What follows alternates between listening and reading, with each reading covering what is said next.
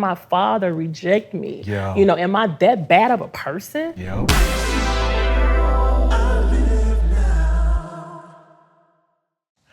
What's up, everybody? Welcome to the I Live Now show.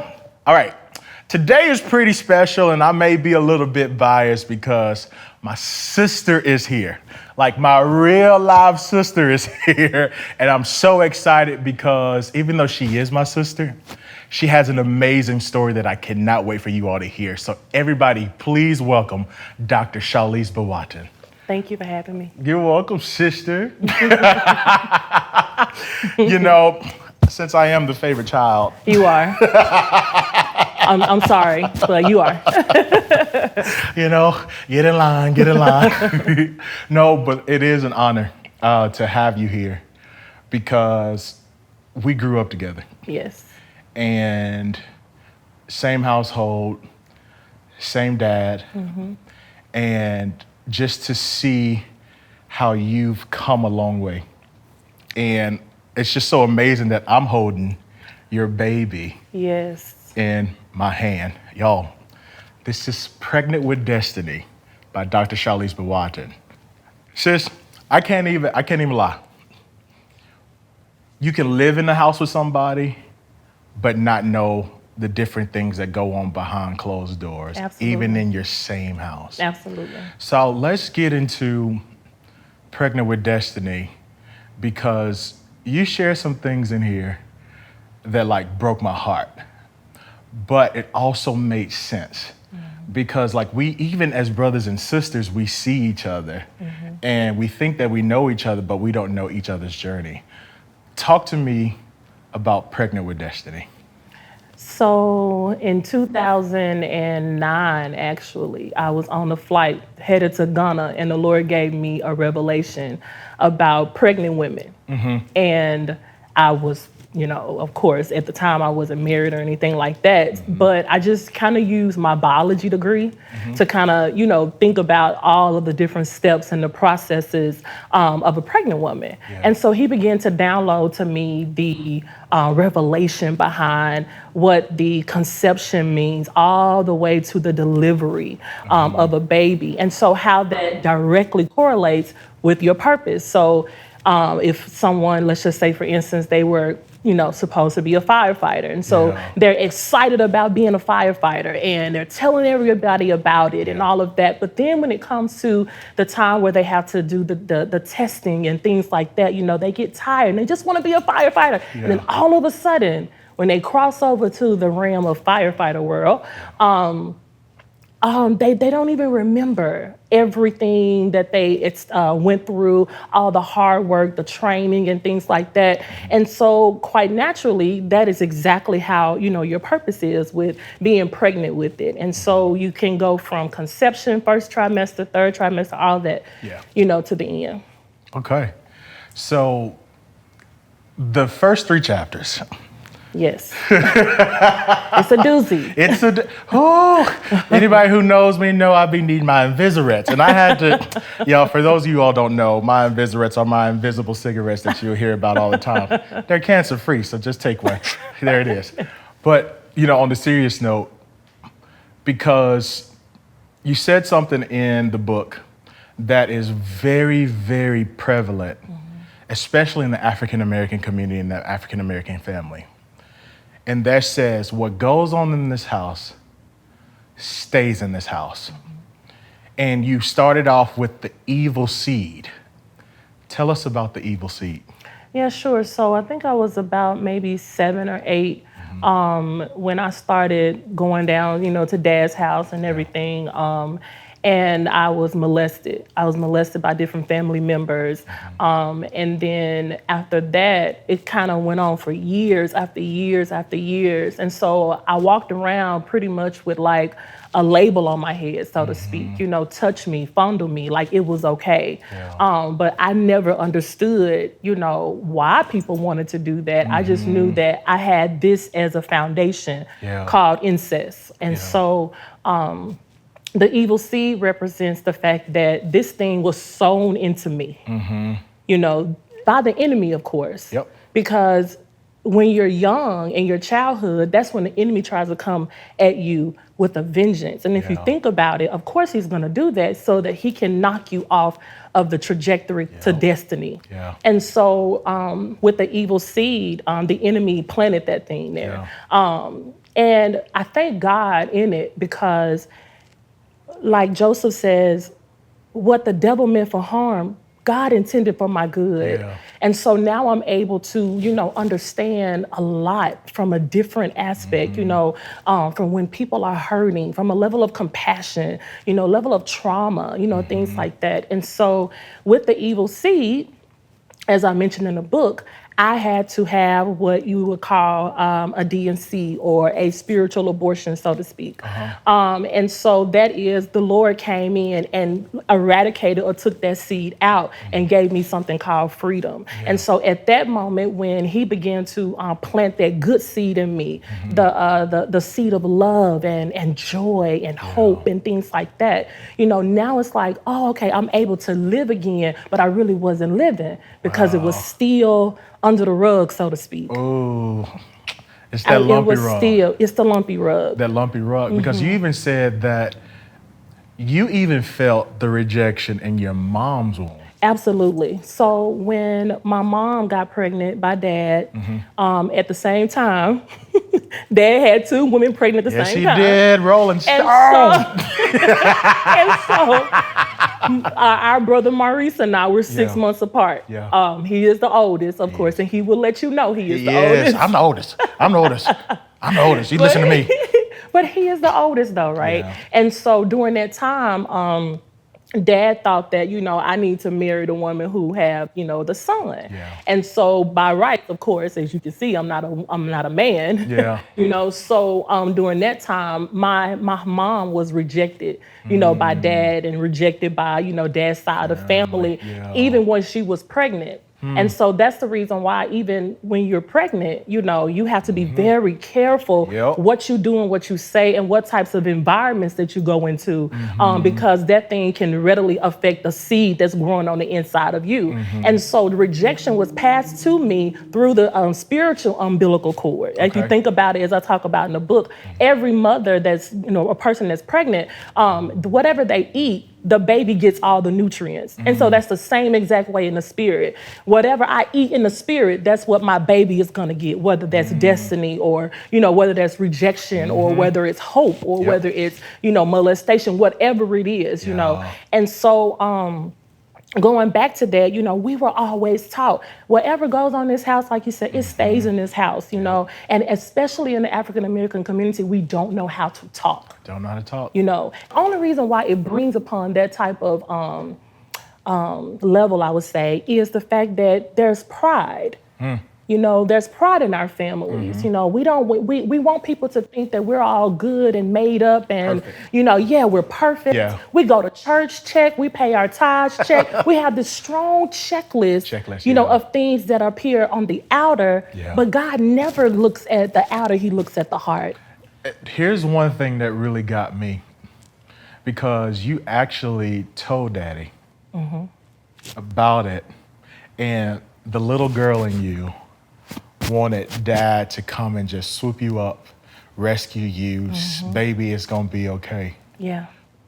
But his response shocked you. Man, What did he say? I remember like it was yesterday. I was driving in my car and I just had this overwhelming feeling. I said, today is the day I'm gonna tell Daddy. Yeah. I don't care, I'm gonna tell him. And I know after I tell him, he's gonna come rescue me. He's gonna get those boys that did that to me, and it's over with. Yeah. And so, as I'm talking to Daddy, and I tell him, I said, Daddy, did you know I was molested by so-and-so and so-and-so under your roof, blah, blah, blah, blah. He got real quiet. And these words literally stopped me from driving. I had to pull over. And he said to me, okay, so was I. And so my dad was molested at a very young age and carried that guilt and that shame and all that fear and everything with him literally to his dying bed, to the grave. To the grave. And so not even a couple of weeks later, same exact conversation with my mom.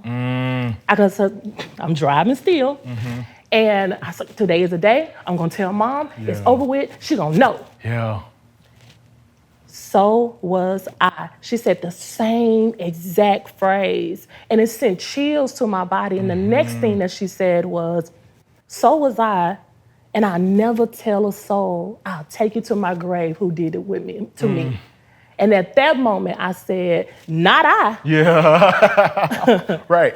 At that moment, I believe that's when I started living because I said, I'm going to tell the story so that the next little girl cannot endure or go through the things that I went through, you know? And so you can take it to your grave if you want to, but I'm going to take this to the streets. Right. And isn't it amazing that a generation carries so much pain? And it's like what you did not deal with, we had to deal with. Absolutely. And that's, you know, in a sense, like, to be truthfully honest, it's unfair. But, Sharliese, it's like one of these things. After hearing that, it actually gave me compassion because you finally understand why your parents are the way that they are. Because we always, like, if we truly honest here, you know, like, it's cool to see, like, the great, you know, successful dad and all those different things like that. But behind closed doors, it was like there was a lot of infidelity. There was a lot of cheating. There was a lot of things that's just like, man, he's in the house, but he's not there emotionally. And then when I read that and you told the story and everything like that, I was like, it all clicked. I was like, here is a broken man who was taken advantage of when he was young and not knowing how to maneuver and process these things of like, I've been violated, because men don't talk. And therefore, in order to prove who they are, they're like, oh, let me go sleep with a lot of women. You know? And so it brings a sense of compassion on our parents. And this is why it's so important to forgive our parents. Because they're trying to figure this thing out, but not knowing how to process their own trauma. Absolutely. I remember asking Dad when he was doing the bills, you know, how he used to sit in the dining room and all this stuff is everywhere. And somebody had just left his house, one of his girlfriends. and I remember leaving out of the room and I came back and I said, Daddy, why do you do it? And he said, do what? And I said, why do you sleep with all these women? Why are you with all these women? And he said, for security. And now, but that was way before I told him about the molestation. So like you said, it was a full circle moment. You know, somebody took something from you. You know, and so now you have the means of controlling, you know, others, or controlling, you know, yourself in a sense, you know. And so now it's like, oh, now I understand why you do the things you do. Now I understand why you're with all of these women. It doesn't have anything to do with because you're a dog per se. It's because you're hurting. Come on. They don't say that one more time. It's because you're hurting. And hurting people hurt people indirectly. And that's wow. I mean, like, it really makes you speechless. Because again, your heart goes out to that person because you didn't get healed and didn't know how to process it, which basically makes you emotionally like not there, which in turn is like, who are we? Because a father is so important to his children, boy and girl, because the affirmation is like, you're pretty, you're my princess. But the moment he says, I don't want you, not verbally saying it, but your actions say it. You get what I'm saying? And that causes a lot of trauma. So I love the fact, though, that you said that you were going to be the generational curse breaker. And you had to go through a process, both spiritually and, you know, physically, emotionally, all those different things. Tell us about that. I mean, and if I'm honest, even at almost 38 years old, you know, I'm still going through that process. Come on. I'm going to stop you there. I know you, because most people think that, oh, I'm healed. You know what I'm saying? And not knowing that the healing process is still on, like probably to the day that Jesus come back. Seriously. Yeah. I mean, Yeah. yeah. Like the Bible says, we go from faith to faith and glory to glory. We go from healing to healing, Yeah. from deliverance to deliverance. Yeah. I mean, the Bible says deliverance is the children's bread.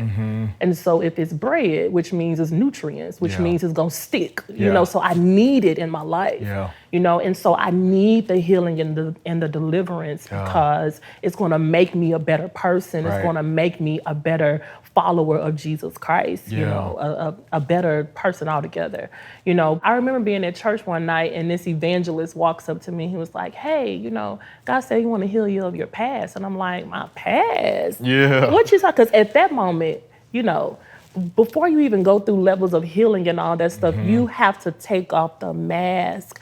So I was wearing a mask for so long. Come on. You know, I have a pretty smile, so I was smiling all the time, cracking jokes all the time, doing that. But on the inside, I was so hurt and so broken because at the end of the day, it's like, how could these people do these things to me? Or how can my father reject me? You know, am I that bad of a person?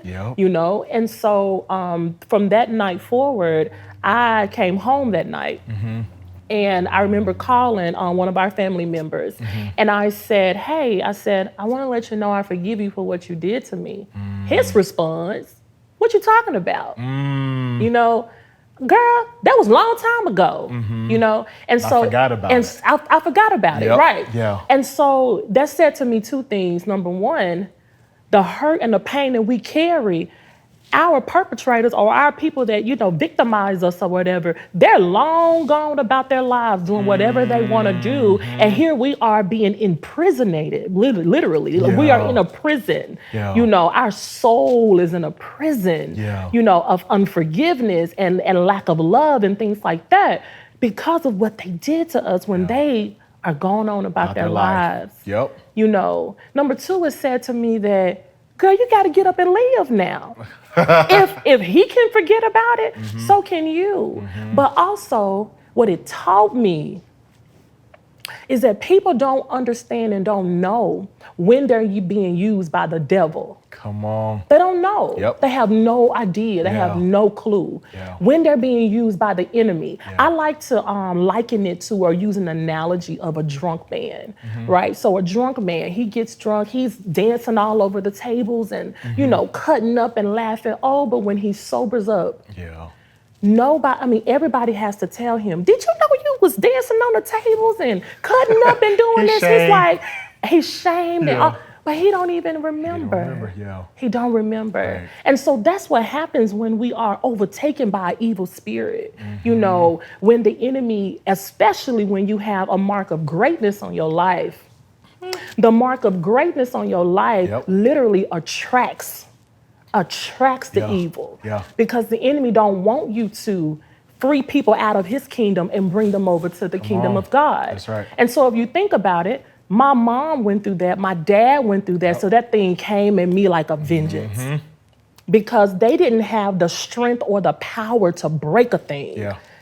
But I said, no, not me. I'm going to be Moses, Joshua, everybody. You all know. the deliverers, huh? Oh, yeah. I'm going to be all of them. Do you hear me? All of them. Why? Because I owe it to my kids. Why? Because I owe it to my nieces and my nephews. I owe it to them. And I had to even get to the point where, Sharliese, it's not even about you anymore. And so that's when literally all the pain, all that left.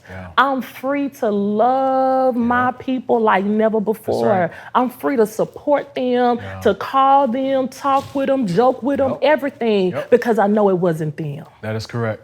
And that's the thing. And that's one of the reasons why like a relationship with the Lord is so important. Is because you can see behind the action. It goes back to we wrestle not against flesh and blood, but against spiritual principalities. Because when the enemy gets a whiff of, like, they gonna be somebody. And, it was Bishop Jakes. And I sent this message to you. He says, I think it was like something about timing. And it was about like when the enemy planted weeds when the wheat, and how you're supposed to allow the weeds to grow with the wheat. If you pull the weed too early, you will destroy the wheat. The wheat, And so it's when you can separate. And he said that the enemy sets up systems when you're young. Yeah. And now you have to destroy the system of when you were young. Absolutely. And so like a curse versus a system, like a system is something that continuously like operates. You know what I'm saying? Like when you think about a system in a business or something like that, it's like, if this happens, this thing's happen. If this happens, this next thing happens. So that's where we get our mannerisms, we get our, you know, the ways that we do things, right? And so until we know that I can forgive you because I knew it wasn't you. And here's the thing too, the person who was probably doing it, it probably happened to them too. Absolutely. And this is where that compassion comes from. And it takes a growth to be like, I can forgive my perpetrator because for some reason I feel like it happened to you too. Yeah. So this is why forgiveness is so important, even in your family. Yeah. And I feel like that's important. I feel like this is why God led us here. It's like, because if the family heals, you will have whole people. Absolutely. You will have whole children. You will have whole kids. Yeah. Well, children and kids are the same thing. Amen. It's okay. It's okay. So forgiveness is so important. Yeah, absolutely. And you know, when you talk about family healing, Yeah. when a family doesn't heal, right, then there's a perpetual cycle of these generational curses going 90 miles per nothing, right? Just going. But when the family decides to take action, sit down and have the talk, the come to Jesus meeting that we really need to have, that's when healing floods in, and now you're able to see generational blessings come in.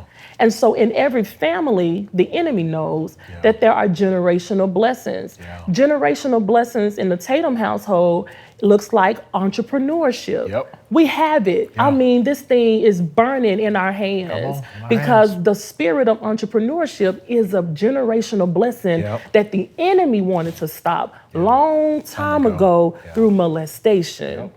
And everything, you know, and that's one of the reasons why I'm glad that we are the curse breakers. Yes.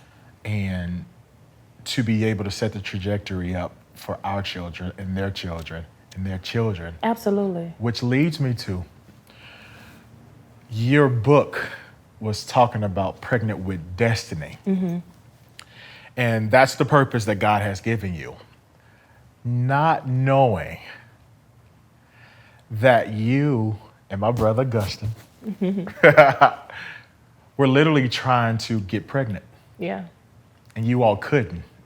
Was it like for like 7 years? 7.5 years. You all could not get pregnant. 2005. No, I'm just playing. But seven. I was just telling the whole day. No, but 7.5 years, we could not get pregnant. And what's so funny is that, remember when I said when I got the revelation about the book, I was on my way to Ghana. In the air. And he was the first person, when I met him a week later, he was the first person I told about the book. And we began to just talk and bounce revelation and things like that. But like you said, not knowing that we got married in 2011. So for a 7.5 year stretch, we were gonna have this thing called infertility be something, you know, that we have to wrestle through. And so people don't really know about Africans, but they are very notorious, about childbearing. And so in my first year, you know, I didn't have a child. And so what I thank God for is my in-laws. And my mother-in-law, rest her soul in peace. She was the one that really, really said, no, you just got to pray. You got to pray, you know. And I'm like, I'm praying, you know. How more can I pray, you know? But it wasn't until I started doing things that God told me to do. Now, mind you, we went to fertility clinics. You know, we had IUIs done. We never got to the stage of IVFs because, let's just be real, I wasn't finna pay all that money. But we did pay a lot of money. And I remember lying on a table doing one of the procedures. And I heard the Lord real loud in my right ear. And he said, it's not gonna work. And I said, well, you should have told me that about $1,000 ago. You know, and I mean, mad. But then he said, I just want you to trust me. That was in, 2014, somewhere around there. And so I began to trust God. Yeah. So I went on a journey. I was buying baby gifts for people. I was hosting baby showers. At the time I was a pharmacy manager at Target. Yep. And everybody know that Target is the hub for pregnant women. My God. Yep, okay. all of them. So people were walking in and out. I mean, these women with their big bellies. And so even as a pharmacist, I would see these women go from flat bellies to big bellies to bringing kids in to come get their antibiotics for an ear infection. Yeah. I would see these things, and yet I'm like, God, but you said, you told me to trust you. So if you want me to trust you, then I know that you're going to have something in store for me. And so that's when I let go of all the clinics. I let go of everything. And you got to understand now, this brought some tension in my home too. Because my husband was like, no, we need to go to the clinic because you can't get pregnant. We need to go. And I'm like, no, this is a faith walk for me. And I know for a fact that if I continue on this journey, I know I'm going to have a child. I don't care what you say. I know you my husband. I love you. God bless you and your ministry. And your ministry. But I gotta trust God. Yep.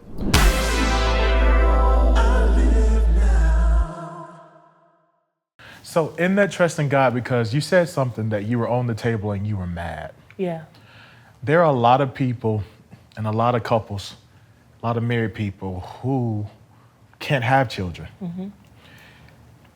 And sometimes that journey is so secretive, because it's so, it can be like embarrassing. It can be a shameful thing. Like, why is my body not able to do this? For a man, it's like, why can't my seed produce this? Right. You know what I'm saying?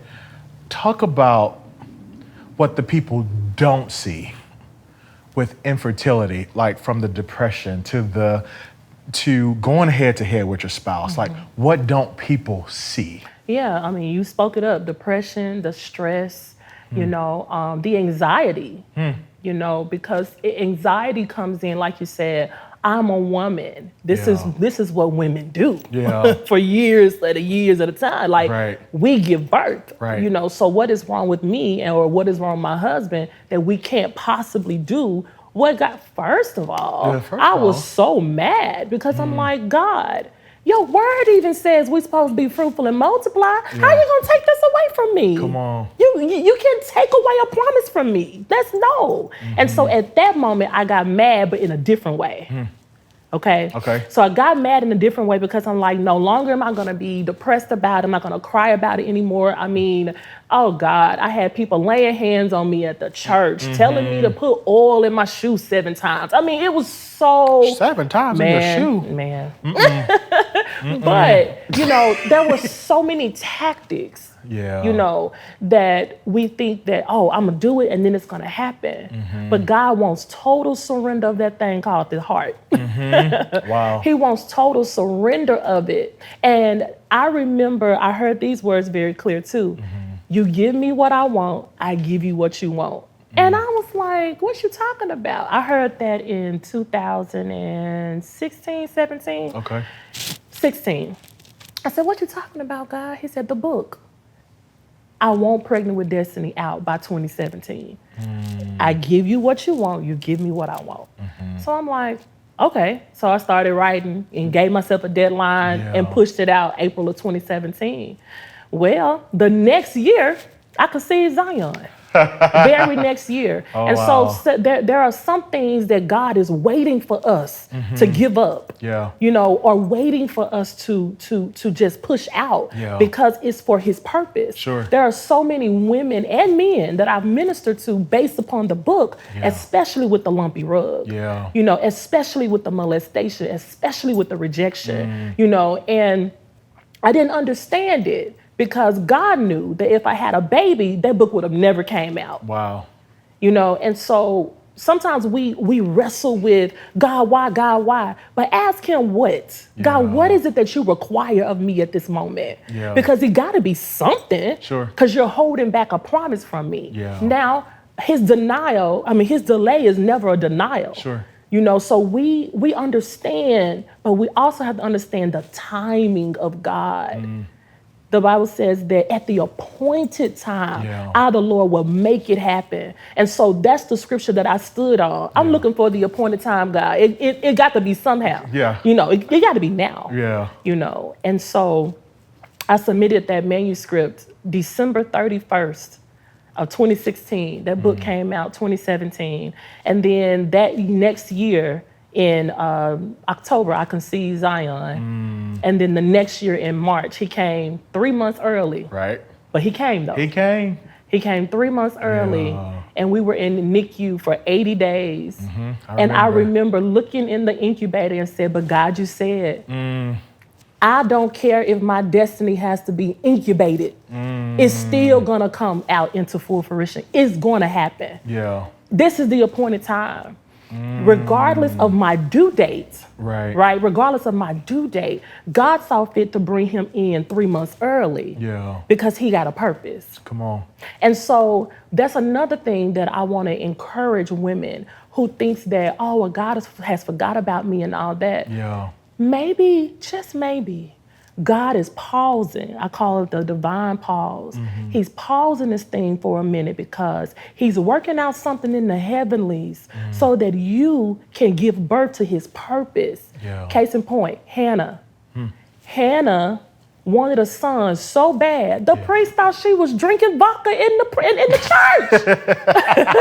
I mean, she was praying so to the point where her mouth was just moving, but nothing was coming out because she got to a place of desperation. Yeah. To the point where she said, God, I would give him back to you if you give him to me. Please, God. At that moment, God needed a prophet in the earth. And so I say that to encourage women. Yeah. You'll never know who you birthing. Yeah. You know, and that goes for men too. Of course, we know you can't have a baby. Correct. But that also goes for your business, the books, the CDs, the whatever it is, the art business, whatever. Yeah. You know, what is the purpose that God is trying to maneuver in the earth with what you're birthing out? Yeah, that's really, really good. And I also have to ask you this question, because there are a lot of women who may come to this.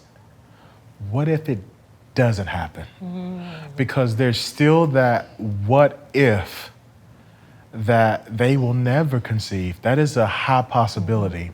And when people hear you say like, oh, just wait, you know what I'm saying? Because we got to be real in this thing. People's like, I don't want to hear that. I've been waiting. You know what I'm saying? But there may be a possibility that that promise may not ever come out of your belly. So what do you say to the women that it may not ever happen? Like, what do you say to them?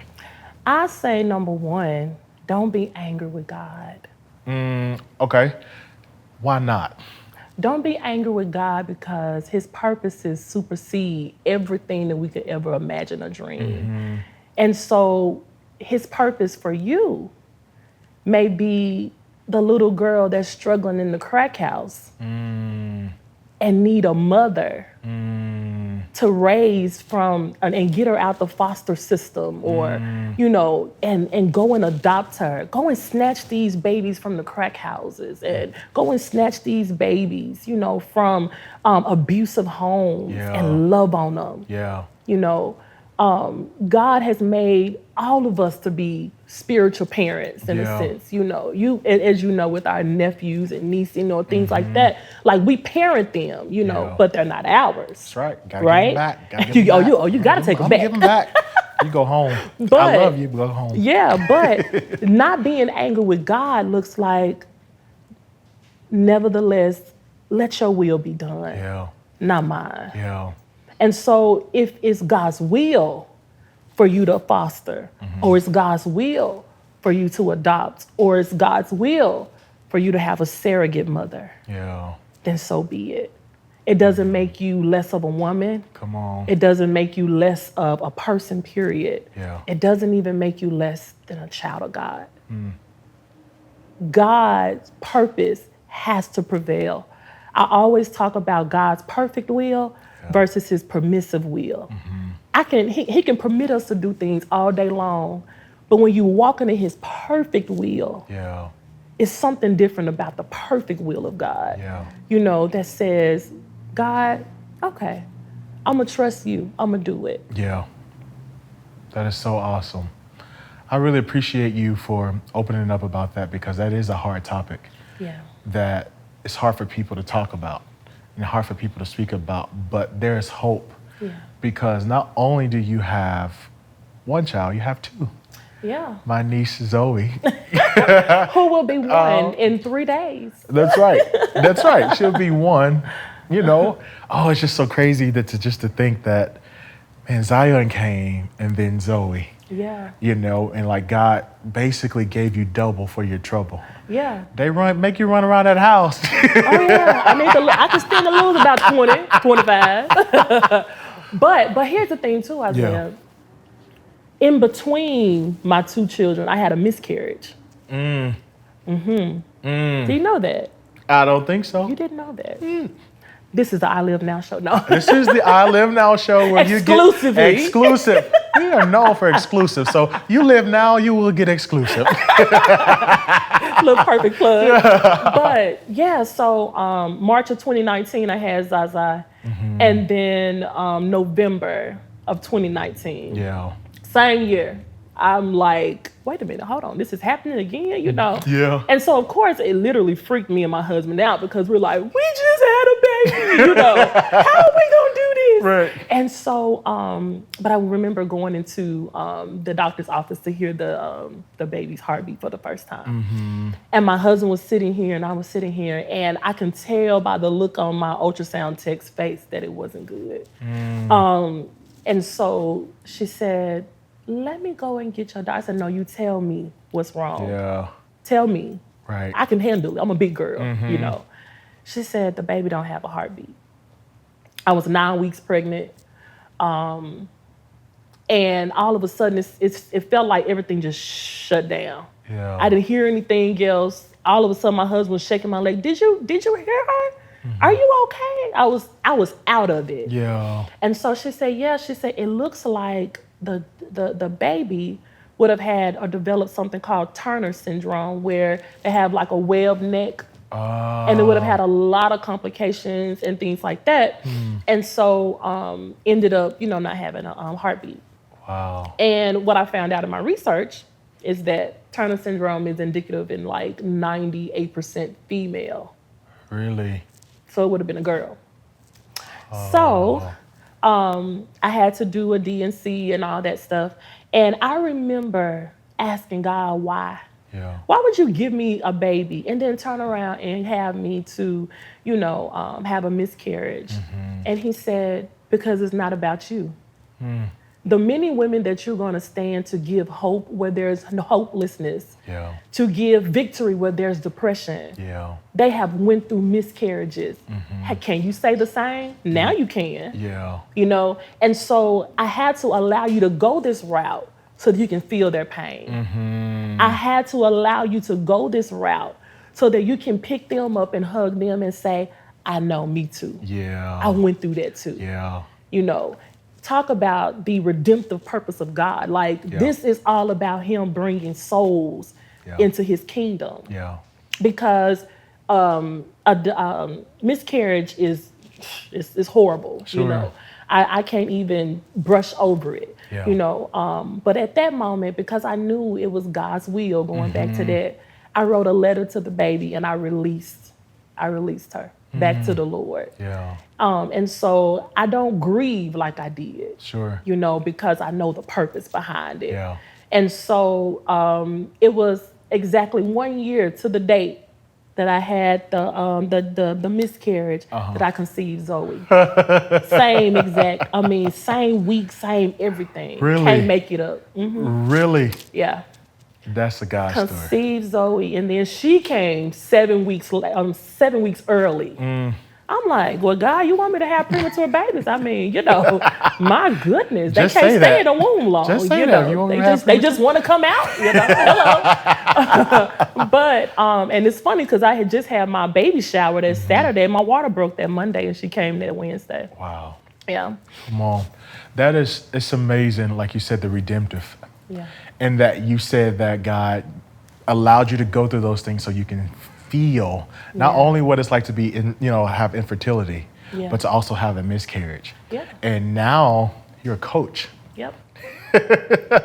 And you're helping so many women to walk through the process, not only for their destiny, but through infertility, through miscarriage, through all those things. Tell us about that and where they can find you and everything. Yeah. So I am what you call the Destiny Midwife Coach. Yeah. And it's funny because someone contacted me on my website and was like, I'm pregnant and I'm 27 weeks and I need a doula. And I'm like, wait a minute, ma'am, this ain't the midwife. But if you got a destiny you want to push out, a business or something, we can talk about that. But I coach ladies, and some men. I've had a couple of, sessions with men too. But I coach these ladies. And like you said, whether it's through the infertility thing or just birthing out a business, whatever their destiny looks like, this is what I do. I come alongside and say, hey, I see this by the Spirit. Let's go this way. Yeah. And then to birth this thing out. That is awesome. So Dr. Sharliese, yes, my sister, where can people find you? Sure. So I am on Facebook and I am on Instagram as the same exact handle, Dr. Sharliese Boateng. And I also have a website, www.destinymidwifecoach.com. That's awesome. Sis, thank you so much for coming. Thank you for having me. You're so welcome. I'm still the favorite child. I would say. Guys, this is what you get on the I Live Now show, the real and the raw. But you also get the healing. So we're so excited to have you. So be sure to like and subscribe right now and check us on the next I Live Now show.